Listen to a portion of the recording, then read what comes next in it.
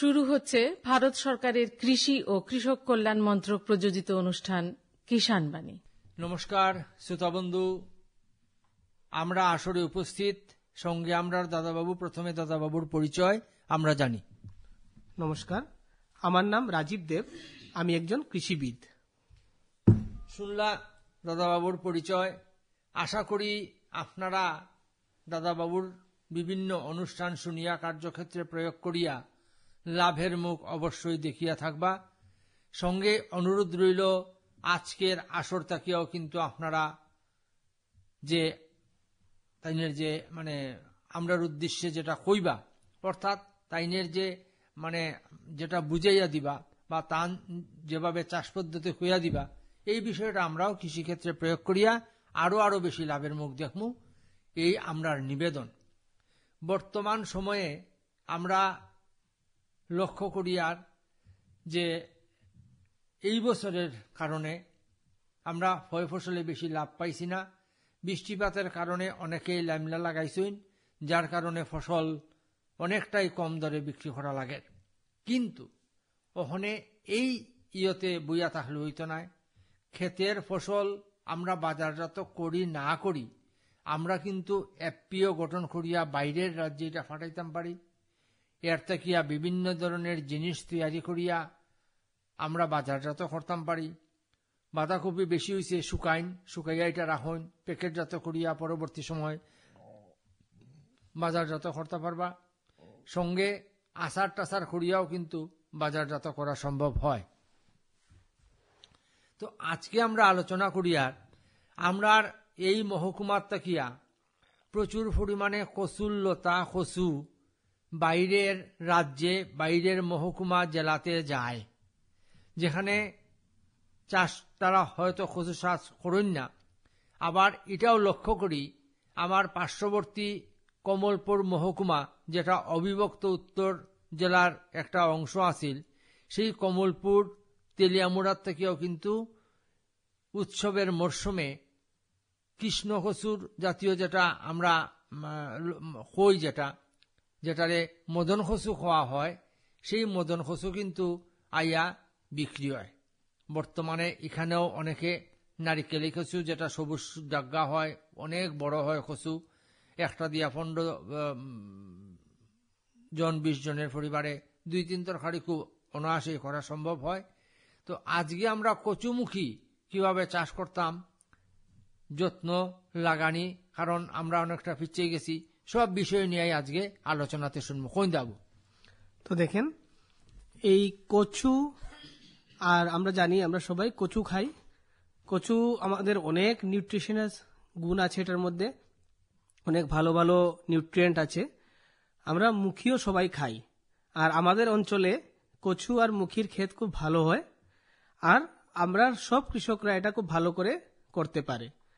তো প্রথমত আমরা মুখি নিয়ে যদি কথা বলি, তো যেটাকে বলা হয় কোলোকেশিয়া।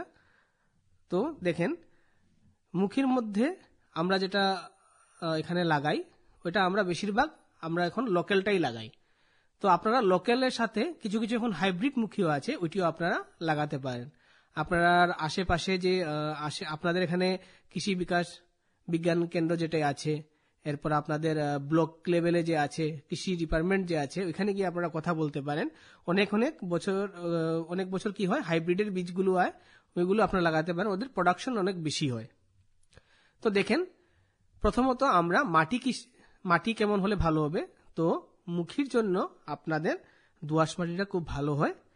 ভালো করে আমরা প্রথমে পাওয়ার টিলার চালিয়ে, বা এখন তো আমরা অনেক কম দেখি যে লাঙ্গল জোয়ালে যেটা হয়, ওইটা অনেক কম, গরু এখন সবাই পালে না, আর এত টাইমও নেই মানুষের কাছে। তো আপনারা পাওয়ার টিলার দিয়ে যদি করছেন, তো ভালো করে পাওয়ার টিলার দিয়ে মাটিটাকে ভালো করে গুঁড়ো করবেন। আর যখন আপনারা পাওয়ার টিলার চালাবেন, তখনই আপনারা চেষ্টা করবেন যে আপনাদের ঘরে যদি পাতা পচা সার আপনারা বানান ঘরে, ওইটা আপনারা ব্যবহার করতে। আপনাদের সবার ঘরে একটা একটা গরু থাকে, গরুর গোবর আপনারা ব্যবহার করতে পারেন। তো ওইসব যখন মাটিটা রেডি হয় তখনই দিয়ে দেবেন। তো ওইটা দেওয়ার পর ভাতটাকে ভালো করে করে এরপরে আমরা লাগাবো। তো লাগানোর টাইম হলো গিয়ে, এটা বছরে 2 সিজনে লাগানো যায়। একটা হলো গিয়ে জুন জুলাই মাসে, একটা হলো গিয়ে ফেব্রুয়ারি থেকে মার্চ মাসে। তো আমরা এখন ফেব্রুয়ারি মার্চ এখন এই সিজনটা চলছে, তো আমরা মার্চ মাসও পুরা মার্চ মাসেও আমরা লাগাতে পারবো। কিছু কিছু মানুষ কি করে এর আগে লাগিয়ে দেয়, জানুয়ারি ফেব্রুয়ারি দিকে লাগিয়ে দেয়, যেন তাড়াতাড়ি ওরা বাজারজাত করতে পারে আর আরো বেশি লাভবান হতে পারে। এর জন্য অনেকজন মানুষ কি করে আপনার জানুয়ারি ফেব্রুয়ারিতে লাগিয়ে দেয়। আর একটা জিনিস আছে দাবু, এই যে মুখী চাষ অনেকেই করেন, আজকে আমি ব্যক্তিগতভাবে একটা জায়গা গিয়ে দেখি আইছি মুখী ক্ষেতের মধ্যে প্রচুর পরিমাণে আগাছা। তো এই আগাছার কারণেও কিন্তু বেশ ক্ষতি হয়। তাই হইরা যে জল দিতাম পারছি না, আগে জল দিলাইছি, ওখানে আমি কুড় দিয়ার।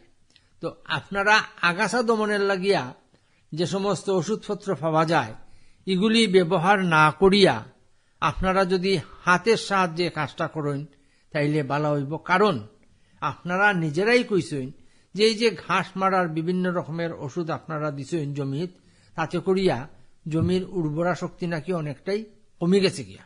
লগে অনুরোধ করিয়ার যে আপনারা যে খেতে যে ফসল চাষ করেন না কেন, জমির মাটিটা অবশ্যই অবশ্যই পরীক্ষা করে আনিবা।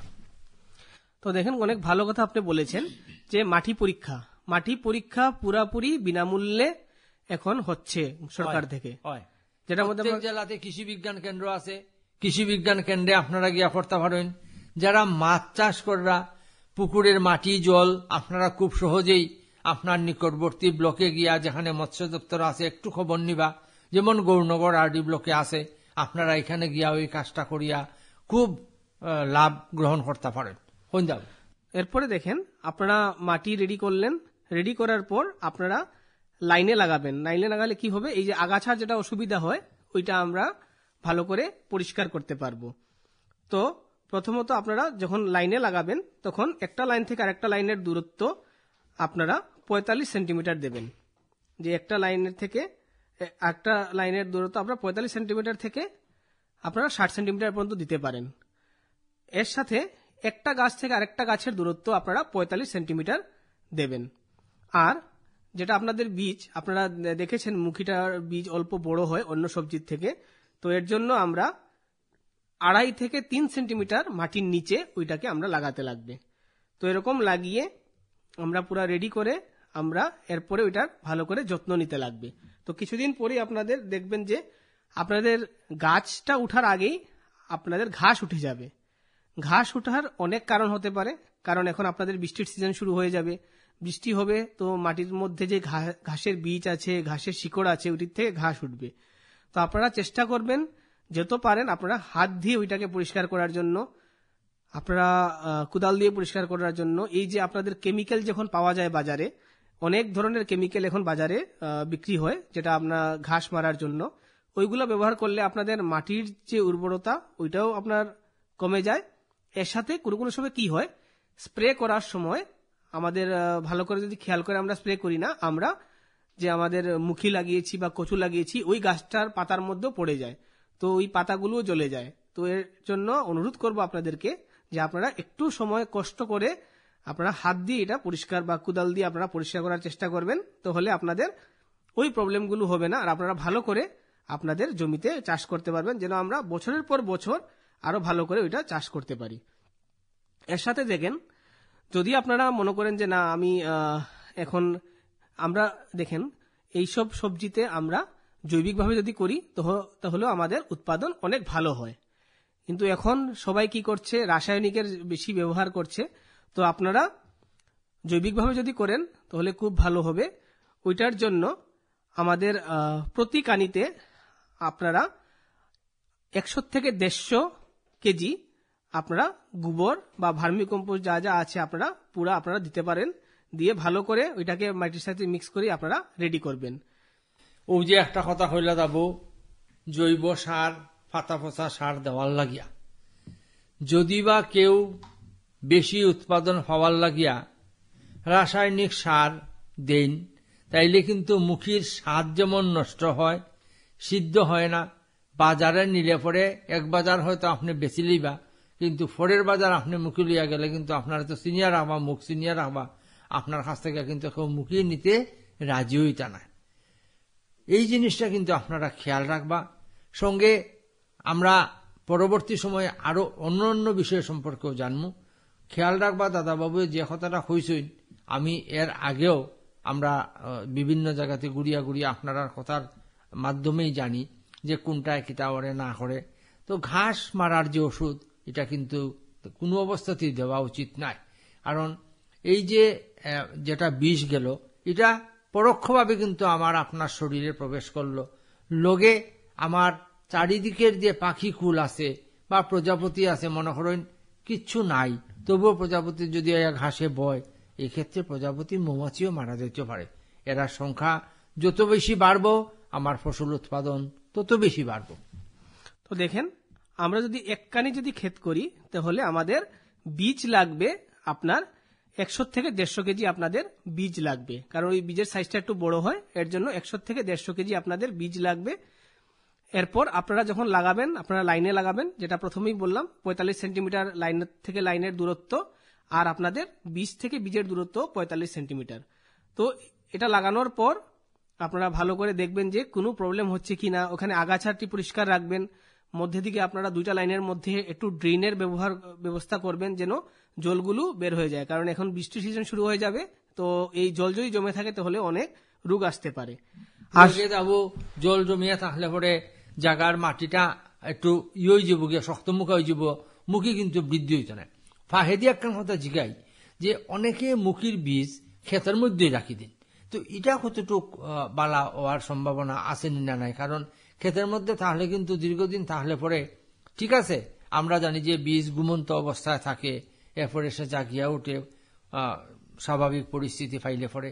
কিন্তু অনেকে দেখছি ক্ষেতের মধ্যে এক টুকরা জমি ফুড়া রাখি দিছেন, এখানের মধ্যে মুখী আছে, সেই বীজ যখন তুলিয়া আবার ওই জমির মধ্যে ওটা লাগাইবা। এটা কি কতটুকু গ্রহণযোগ্য? এটার মধ্যে কি হয় দেখেন, আমরা যখন মুখিটা তুলে অনেকদিন রাখি বাড়িতে, তখন একটা পোকের আক্রমণ হয়। আচ্ছা, যেটা পোকে ওই আপনার পুরা মুখিটাকে খেয়ে নেয়। হ্যাঁ। এর জন্য কি করে মানুষরা বেশিরভাগ আপনাদের মাটির নিচে ওটা রেখে দেয়, ওই পোকটার আক্রমণ না হওয়ার জন্য। কিন্তু যদি আমরা ভালো করে শোধন করে ওই বীজটাকে রাখি আমরা, তাহলে আমরা ঘরের মধ্যেও ভালোভাবে রাখতে পারবো। তো এর জন্যই আমাদের গ্রামের মানুষরা এত কষ্ট না করার জন্যই ওরা মাটির মধ্যে রেখে দেয়, এরপরে সিজনে তুলে ওইটাকে আবার লাগিয়ে দেয়। তো এটা হলো। এর সাথে দেখেন, এটার মধ্যে আপনাদের পোকা এবং রোগ অনেক কম আসে। বাকি আপনারা সবজি যাও লাগান, আপনারা দেখবেন যে অনেক বেশি পোকার উপদ্রব হয়, কিন্তু এই মুখির মধ্যে আপনাদের অনেক পোকা কম আসে। কিছু কিছু আপনারা দেখবেন কি ছোট ছোট কিছু পোকা আসছে ওইখানে পাতাটি খাওয়ার জন্য, কোন সময় গাছের মাড়ি পচে যাচ্ছে। তো ওই সময় আপনারা কি করবেন, আমরা জানি সবাই যে আমাদের বাড়ির মধ্যেই ঔষধ আছে। যেমন আমরা আগের আমাদের যারা ছিল ওরা ব্যবহার করতো, যেমন নিম পাতার রস, গরুর চেনা, সাদা পাতা ভিজিয়ে সাদা পাতার রস। তো ওইসব দিয়ে আপনারা নিজের বাড়িতে আপনারা ওষুধ তৈরি করে ওটাকে স্প্রে করতে পারবেন। ওটাই কি করবে, আপনাদের পোকাদেরকে ওখান থেকে সরিয়ে দেবে। এর সাথে কিছু কিছু আপনারা দেখবেন যে মুখী পাতার মধ্যে কিছু কিছু স্পট দেখা যায় কোনো সময়। তো ওই রোগটাই বেশিরভাগ আসে। তো ওই রোগটার কারণ হলো গিয়ে, মেইন হলো গিয়ে, যখন আপনারা জল বেশি জমে থাকে, আচ্ছা, তো ওই জলের থেকেই ওই রোগটা সৃষ্টি হয়। তো আপনার এর জন্য ড্রেনেজটা ভালো করতে লাগবে।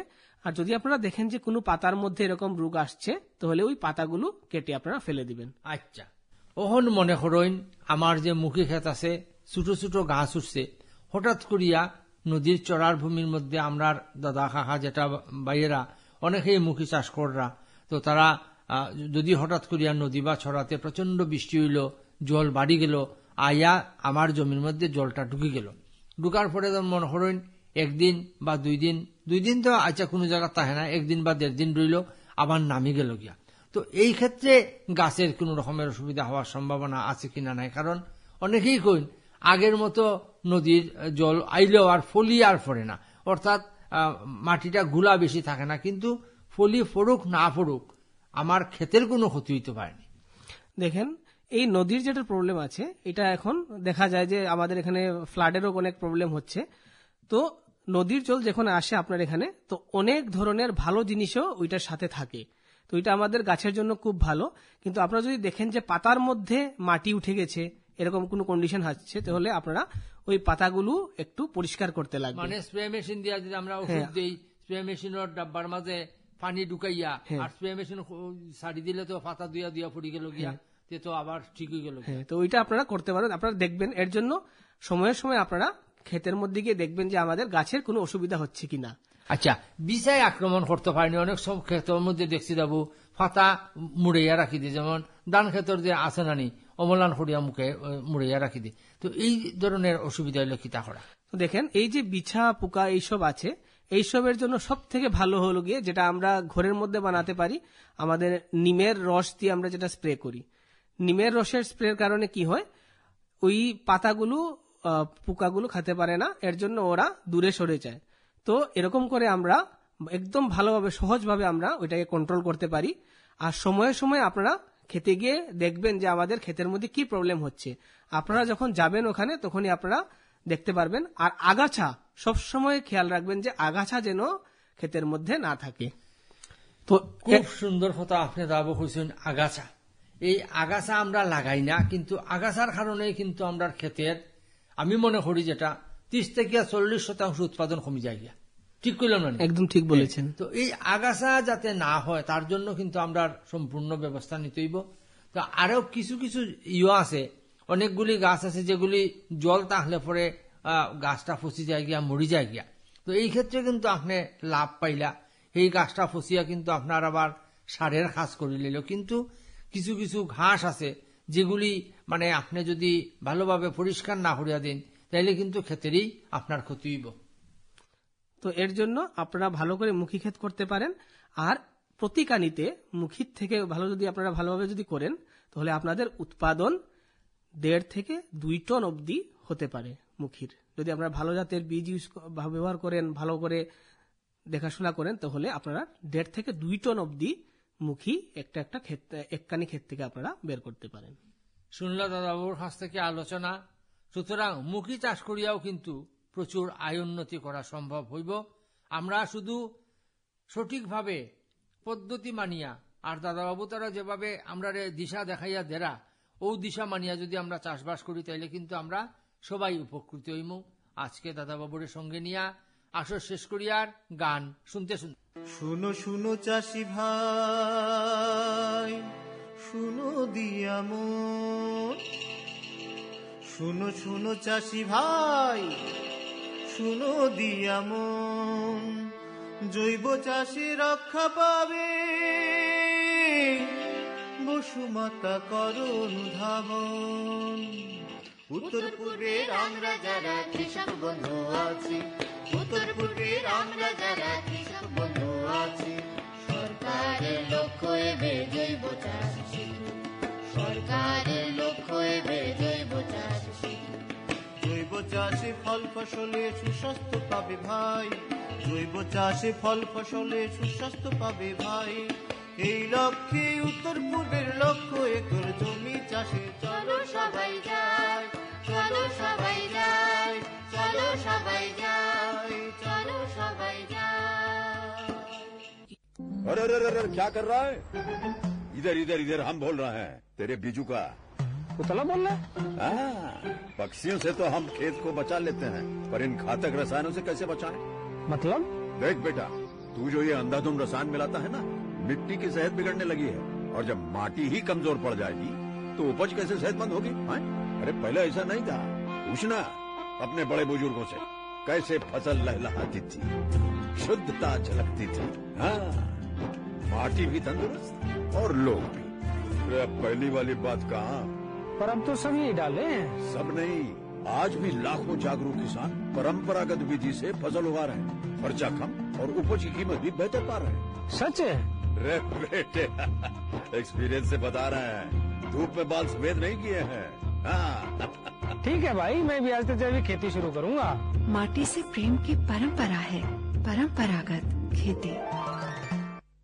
প্রধানমন্ত্রী কিষাণ মানধন যোজনা পাবে পেনশনের সহায়তা, কাটবে কৃষকের অসহায়তা, আনন্দে খুশিতে কাটবে জীবন, বৃদ্ধ হলে পাবে পেনশন, সুরক্ষিত হবে অন্নদাতা, সুরক্ষিত হবে অন্নদাতা। প্রধানমন্ত্রী কিষাণ মান ধন যোজনার মাধ্যমে ছোট ও সীমান্ত কৃষকদের ভবিষ্যৎ হবে সুরক্ষিত। আর 60 বছর বয়স থেকে মাসে 3000 টাকার পেনশন হবে সুনিশ্চিত। প্রতি মাসে 55 থেকে 200 টাকার কিস্তি দিয়ে প্রবেশ করতে পারে 18 থেকে 40 বছরের কৃষক। এই অংশীদারিত্বের যোজনায় खाद, कीटनाशक और कृषि संबंधी अन्य जरूरतों के लिए साहूकारों के आगे हाथ नहीं फैलाना पड़ता। इस योजना से मिले लाभ तथा आवेदन की स्थिति देखने के लिए पीएम किसान पोर्टल लॉन्च किया गया है। इस पोर्टल के माध्यम से पात्र किसान अपना पंजीकरण स्वयं करने के साथ साथ अब तक मिले लाभ और अपने आवेदन की स्थिति फार्मर्स कॉर्नर से देख सकते हैं। इस योजना का लाभ पात्र किसानों को ही मिल सके, इसके लिए इस प्रक्रिया को फूल प्रूफ बनाते हुए इसे आधार और इनकम टैक्स वेरिफिकेशन के साथ साथ फिजिकल वेरिफिकेशन से भी जोड़ा गया है। इसके अलावा किसानों की सुविधाओं और जानकारी के लिए पीएम किसान मोबाइल ऐप भी विकसित किया गया है। पीएम किसान सम्मान निधि योजना का लाभ देश के सभी राज्यों और केंद्र शासित प्रदेशों के किसानों को मिल रहा है। इसे हासिल करके हमारा किसान सबल और आत्मनिर्भर हो रहा है। आत्मनिर्भर भारत की पहचान प्रगतिशील और समर्थ किसान।